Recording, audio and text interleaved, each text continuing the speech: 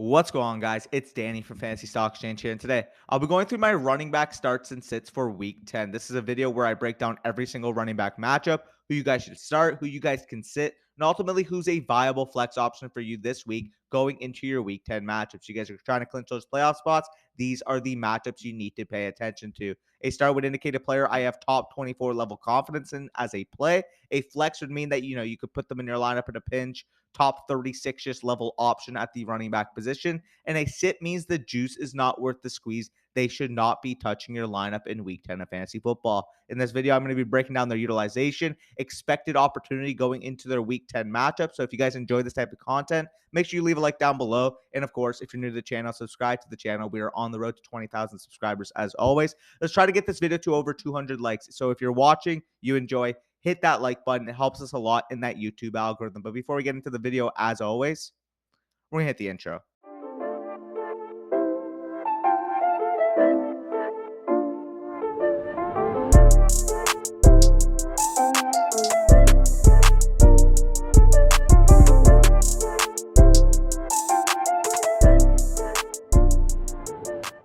All right, before I get into the game-by-game analysis, here is the matchup chart for Week 10. And this is basically just a composite, if you guys are new to the channel, of rank and adjusted fantasy points allowed to the running back position, rank in rush defense DVOA, rank in PFF run defense grade, and overall on the far right column, the weighted average for all of these factors. So you guys can see some of the easier matchups this week would be Saquon Barkley going up against the Houston Texans, Raheem Mostert and Jeff Wilson going up against the Cleveland Browns, and Christian McCaffrey going up against the Los Angeles Chargers. On the flip side, the toughest matchups of the week are expected to be Eno Benjamin and James Conner going up against the Los Angeles Rams, Melvin Gordon and Latavius Murray going up against the Tennessee Titans, and then finally Miles Sanders going up against the Washington Commanders. So let's kick it off. Let's get on to the first game of the slate you guys should be seeing on the screen. Number one, Germany game, 9:30 a.m. Eastern time game. We do have the Seahawks and Buccaneers traveling to Germany to take each other on.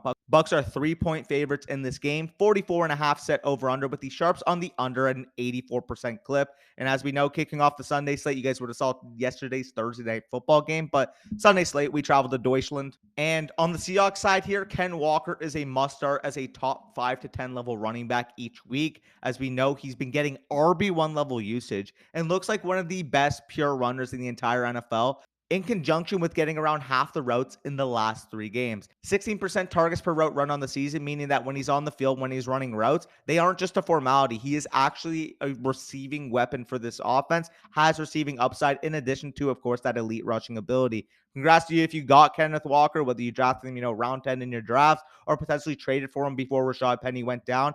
It looks like Kenneth Walker could potentially win leagues down the stretch. On the other side, Buck side, Fournette is a mid to low end running back too, but I am a bit wary that Rachaad White has chipped into his snaps and has looked like, point blank simply, the better runner in that backfield. Sooner rather than later, I do think that the Bucks could potentially shift this backfield lean in favor of the talented third round pick of this last draft. For the time being, again, Fournette, mid to low end running back too, based off the usage you guys can see. White being in that mid-range RB3/fine flex area. So I think both of them can be entered your lineup. So to summarize it, Kenneth Walker, top 5 to 10 level play, auto start every week. Leonard Fournette, also a start this week as a mid to low end running back 2. Rachaad White is a flex as a mid-end running back 3. Next matchup, we do kick off the 1 p.m. slate. Broncos travel on the road to play the Tennessee Titans. Titans are 2.5-point home favorites in this game.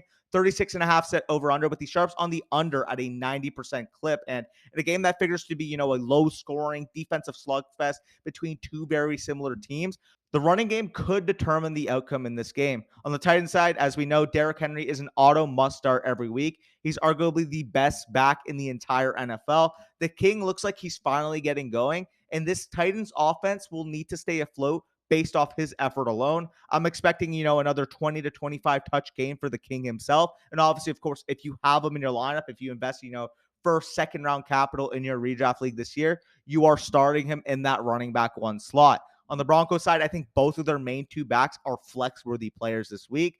Gordon, in that mid to high end running back 3 range, given his receiving acumen, an overall leg up in high leverage snaps for this Broncos offense, while Latavius is a low end running back 3 while handling the bulk of the carries in this backfield. Obviously, the matchup is tough against a stout Titans front that just limited the Chiefs rushing attack to nearly nothing this past week. I'd look to fill wide receiver in your flexes if possible, but if you're forced to get ahead, you have to start these running backs. Both make it inside my top 40, and I think can enter your lineup in a pinch this week. Next matchup, we do have the Browns traveling on the road to play the Miami Dolphins. Dolphins are 3.5-point home favorites in this game. 48.5 set over under with the Sharps on the over at an 86% clip. On the Brown side, Nick Chubb is a top 10 running back for me this week against a Dolphins defense that has ceded 27 plus points in back-to-back weeks. He is probably the best pure runner in the NFL. I mentioned Derrick Henry. Yeah, fine runner, top 3 runner in my opinion. I think Nick Chubb is the premier pure running back in the entire NFL. Obviously, as we know, he handles the majority of the carries on a run game dominant offense. He is going to be a low end running back 1 projection for me solely based off his deficiencies in the receiving game. I also think Kareem Hunt is a fine flex play, as I kind of mentioned with Chubb's negative in terms of his receiving work. Kareem Hunt dominates the receiving work for this Browns offense, and the implied value, of course, here is he could be an RB3 type with Chubb, but if Chubb were to ever go down in this game, we're legitimately looking at a top 10 level running back with Kareem Hunt. So because of that premise alone, he needs to enter your lineup as a high-end flex play. On the Dolphin side, I think Raheem Mostert is a low-end running back 2, aka a start, and Jeff Wilson is a high-end running back 3, aka a high-end flex. The Dolphins have the second best matchup against the Browns from a rushing perspective, according to this matchup chart. And I expect both of these running backs in their stable to run rampant against this weak Browns rushing defense. You guys would have saw the second easiest matchup according to the composite earlier in the video. Next matchup, we have the Jaguars traveling on the road to play the Kansas City Chiefs. Chiefs are 9.5-point home favorites in this game. 50.5 set over under with the Sharps on the under at a 76% clip. And I'm going to keep this one very brief. The only startable running back in this game comes from the Jaguars side. You are starting Travis Etienne and quite literally nobody else in this matchup. Etienne has developed into a bell cow running back for the Jacksonville Jaguars. He looks like an absolute league-winning running back at this point of the season. He has a top 5 level projection for me the rest of the season. Again, it's pretty simple to see why. He's an elite pass catcher and now is handling 70+% of the rushing attempts in this backfield. It's Etienne's world. We're all just living in it. On the Chiefs side, it's a muddy 3-man committee on a team that does not run the ball. If I had to choose one, I think I would prefer Jerick McKinnon at this current juncture. But again, until one of these backs is not involved here, maybe an injury, maybe, they're just not playing well, they get benched. I don't know the case, but with this 3-man committee and how it's currently structured, I don't think any of these 3 running backs. Next matchup, we have the Saints traveling on the road to play the Pittsburgh Steelers. Steelers are 1.5-point home underdogs in this game. 40.5 set over under with the Sharps on the under at a 96% clip. And it's another very simple one in my opinion. On the Saints side, you are clearly starting Alvin Kamara as a top 5 to 10 level running back this week. Workhorse running back with ample receiving work. Low-end running back 1 rest of season status given current state of that Saints offense. And as we know, if that Saints offense starts cooking, if that Saints offense starts playing better, this guy has legitimate top 5 level upside if it returns to form. On the Steelers side, I think Najee Harris barely cracks my top 24 backs as a low-end running back too. But again, by description, he is still labeled as a start in this video. His rushing share dropped dramatically between week 7 and 8, and we've heard consistent reports coming out of the bye that Mike Florio expects this trend to continue, given the play of number 2 running back Jaylen Warren. We saw in week 7 and 8, Jaylen Warren's rush share jumped from 9% to 30% of the carries. I definitely think Warren will continue to be involved moving forward, potentially making this, a muddied 40-60 level committee. Najee Harris being that workhorse, it's a very similar situation, if you will, to Pollard and Zeke over there in Dallas, where Warren's probably going to get less work, but if it becomes a 40-45% situation for him, he could potentially be an RB3 plus down the stretch. Definitely like the upside of Jaylen Warren. And Najee Harris, we just kind of know what we're getting. He's a low-end running back too on volume alone. Next matchup, we have the Lions traveling on the road to play the Bears, another intra-divisional matchup, which I basically say every single week. Bears are 3-point home favorites in this game, 48.5 set over under, with the Sharps on the over at a 93% clip. Sharps clearly expecting a barn burner of a game, but this is a bit harder of a running back situation to navigate. But I'd feel comfortable starting David Montgomery on the Bears, given recent usage trends in a prime matchup against a weak Lions front. But again, I do expect both running backs in this backfield to continue their rotation. I think Monty over Herbert, given the overall usage we've seen, an advantage in high leverage situations. But again, I also feel fine flexing Khalil Herbert as a mid to high end running back 3. So for this week, given the matchup, David Montgomery, mid to high end running back 2. Khalil Herbert, mid to high end running back 3 in this situation. I think both backs should be heavily involved in this matchup. But of course, Monty's touchdown upside gives him the nod over Herbert straight up. On the line side, we should be considering Jamal Williams as a start as a mid-level running back too, and DeAndre Swift as a flex. The injury issues here are a serious caveat to this volatile situation, but I do think that the Lions have seemed to trust Jamal as their main guy, while DeAndre Swift has battled these ankle shoulder issues since week 2. Give me the workload of Jamal straight up over DeAndre Swift. But again, the upside, the efficiency of Swift makes it so that if the workload flips back, DeAndre Swift will be a set it and forget it running back 1. So for the time being, because we know it's a volatile situation, we've seen in recent trends that Jamal Williams has been the lead back with Swift being hurt. I would start Jamal and I would flex DeAndre Swift given the talent, given the receiving ability, given the efficiency we have seen when he's on the field. Next matchup, we do have the Vikings traveling on the road to play the Buffalo Bills. Bills are 3.5-point home favorites in this game. 43.5 set over under, with the sharps on the under at a 91% clip. And it's very simple one on the Viking side. You are starting Dalvin Cook. His efficiency has been down compared to recent years, but this is still a guy that averages about 20 opportunities per game. The matchup, of course, is tough against a stout Bills front that makes his ceiling limited, but the workload alone should keep him in that running back 2 mix. On the Bills side, Singletary gets great usage on a phenomenal offense. The problem here, as we know, this team throws the ball a ton and opts to use Josh Allen as their primary goal line running back. We'll see how this transitions with a potentially banged up Josh Allen or Case Keenum operating as this team's quarterback 1 this week. But the usage alone gives them a solid low-end running back 2 baseline, in my opinion. So on the Viking side, Dalvin Cook, high-end running back 2 for me this week. Devin Singletary, more so a low-end running back 2 in my rankings this week. Of course, no other Bills running backs are entering your lineup until we see the exact split between James Cook and Nyheim Hines. Next matchup, we do have the Texans traveling on the road to play the New York Giants. Giants are 5-point home favorites in this game. 40.5 set over under, with the sharps on the over at a 94% clip. And very brief here, you're starting Dameon Pierce on the Texans side, one of the offensive rookie of the year frontrunners. He's been sensational and operates as the Texans' clear bell cow running back.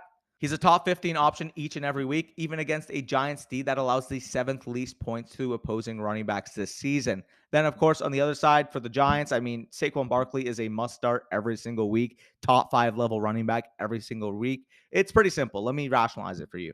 He's a bell cow running back, huge home favorite, and the Texans can't stop a fly from breaking huge runs against them. The most favorable running back amongst all backs this week. He is my running back 2 overall in my rankings. If you have Saquon Barkley, you know you're not going to sit this guy. I'm just saying more so from a DFS perspective. If you want to put Saquon Barkley in your lineup, he is going to run rampant against this Texans front that has struggled all year. On to the 4 p.m. slate, we do have the Colts traveling on the road to play the Las Vegas Raiders. Raiders are 7-point home favorites in this game. 42.5 set over under, with the sharps on the under at a 97% clip this week. Josh Jacobs, as we know on the Raiders side, is a bell cow running back and an auto start every single week. 89% of the team's rushing opportunities and 67% of the snaps in short down and distance situations. His workload is up there with the elites of the elite at the running back position. And with Renfrow and Waller on the mend for the next 4 weeks each, I expect Josh Jacobs to continue his elite usage, this year's Joe Mixon. On the Colts side, things get a lot muddier than the Raiders side. JT is a start if he suits up as a mid-end type of running back too, but his ankle makes him a very muddy projection in my opinion, even if he plays. I'd consider to give him the benefit of the doubt, of course, if he does play, but the Colts line has been a mess. JT has been hobbled, and the Colts are in clear tank mode. I'd be surprised if he suits up, but the only saving grace we could possibly see here is that new interim head coach Jeff Saturday may impose a game plan to pound the rock. A former NFL center wants to set the tone. I could see Jonathan Taylor, if he's suited healthy in this game, getting a boatload of carries under Jeff Saturday.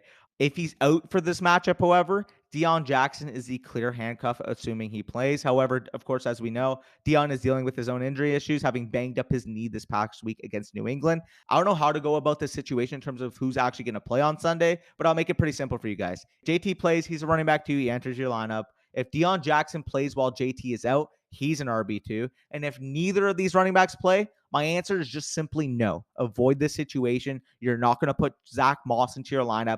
Zach Moss freaking stinks. Next matchup, we have the Cardinals traveling on the road to play the Los Angeles Rams. Again, another intra-divisional affair. Rams are 1.5-point home favorites in this game. 41.5 set over-under, with the Sharps on the under at an 89% clip. Starting on the Cardinals side, James Conner returned to that bell cow usage in his first game back, commanding 71% of the snaps and 67% of the routes and 100% of the short down and distance situations for this backfield.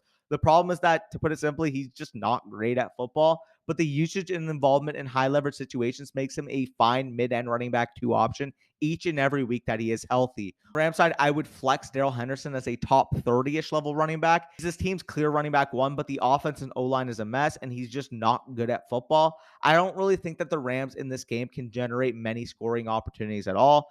Play him for the usage, but his range of outcomes is very, very volatile, especially if he does not punch a touchdown in. Matchup, we do have my beloved Dallas Cowboys. You guys see the jerseys hanging in the background, going on the road to play the Green Bay Packers over there in Lambeau. Packers are 5-point home underdogs in this game. 43 set over under, with the Sharps on the under at a 92% clip. And on the Cowboys side, you can start Tony Pollard and flex Ezekiel Elliott. It's clear who the Cowboys' best, most efficient running back is, and his first initial does not start with an E. I get that Zeke has commanded more work in shared contests that they played together. Pollard is a much more explosive player and has more yards on less touches than Elliott this year, with Zeke still nursing that knee issue that sidelined him against Chicago, kept him limited against the Lions. I expect the Cowboys to continue leaning on Tony Pollard given his level of play. If I was sure Pollard would get the majority work here, he'd be a top 10 level running back. But because it's uncertain what exactly the split will be, Pollard is a mid-range running back 2 for me. Obviously, with Zeke, he's a volatile running back 3, and if you're starting him, you are pretty much praying that he falls into the end zone. I don't expect much efficiency or comparable pre-injury volume for what Elliott was seeing prior to his injury this week against Green Bay. On the Packers side, you can start Jones as a low-end running back 2, assuming he plays, and you can flex A.J. Dillon as a mid-range level running back 3. Jones is by far the best player on this Packers offense. Between the injury and the Packers having a 19-point implied team total this week, I think he's a very risky start, but still, of course, a start as a low-end running back too. And on Dillon, this is a timeshare back that hasn't played to the degree I expected against a Cowboys team that will limit scoring opportunities for Green Bay. I think he's a volatile mid-range running back 3. You're basically hoping that Green Bay gets the ball inside the 5-yard line. Potentially, A.J. Dillon can punch one into the end zone, but other than that, I just don't really see much upside when it comes to Dillon in this game. Off the afternoon games, we head on to Sunday Night Football, where the Chargers traveling on the road to play the San Francisco 49ers. 49ers are 7-point home favorites in this game. 45.5 set over under, with the Sharps on the under at a 97% clip. And this one is very, very brief. You are starting both Austin Eckler and Christian McCaffrey. I don't think I need to tell you that, to be honest, but if we leave out Christian McCaffrey's first game as a Niner, where he played only 28% of the team snaps, he averages 22.61 PPR points per game on the season and is coming off a 40.3 PPR point performance in his first real game as a San Francisco 49er. As we know with Christian McCaffrey, usage is there, talent is there, receiving ability is there, potential scoring opportunities are there, combined with an ideal matchup against a struggling Chargers run defense. This is my running back 1 on the week. I don't care about anybody else in the fantasy football landscape. Christian McCaffrey is my running back 1 overall in this week's slate. Ladies and gentlemen, if you have Christian McCaffrey, expect the fireworks in this game. On the flip side, Austin Eckler is no slouch himself. He averages 24.85 PPR points per game and 8.63 targets per game. A 147 target pace on the season. The NFL record at running back is 141, set by McCaffrey himself back in 2019. It's a team that is devoid of wide receiver talent, with Keenan Allen banged up and Mike Williams already ruled out. I wouldn't cross off another 10-plus target performance when it comes to Eckgod himself. Your top 3 running backs this week for me, in my opinion: Christian McCaffrey, Saquon Barkley, Austin Eckler. If you have one of these studs, congrats, because you most likely won your matchup. And then finally, closing off this slate, we have Monday Night Football, with the Commanders traveling on the road to play the Philadelphia Eagles. Yet another interdivisional affair. Eagles are 10.5-point home favorites in this game. 44 set over under, with the Sharps on the under at a 95% clip. On the Washington side, you guys can start Antonio Gibson as a low-end running back 2 and flex Brian Robinson as a mid to low-range running back 3. Gibson has won that starting role back, and without J.D. McKissic in the lineup, become this team's de facto running back 1 in the receiving game. Low on running back 2 projection for Gibby against a stout Philly front. But if you've held or bought low on Antonio Gibson, you have to be thrilled at the role he's working his way into. On the Eagles side, I think Miles Sanders is an every week running back 2, given his standing in this running back room, strength of the Eagles offense, and scoring opportunities when it comes to Sanders. In a game where the Eagles are 10.5-point home favorites, I expect a ton of volume to go to the way of the unquestioned running back 1 of this team. But either way, I appreciate you guys for making it to the end of this video. If you guys enjoyed, again, make sure you leave a like down below. 200 like goal on this video. And of course, subscribe to the channel. On the road to 20,000 subscribers, as always, appreciate you guys for that continued support for us over here at the Fantasy Stock Exchange. Until then, good luck in your matchups. Take care. Wire me the money.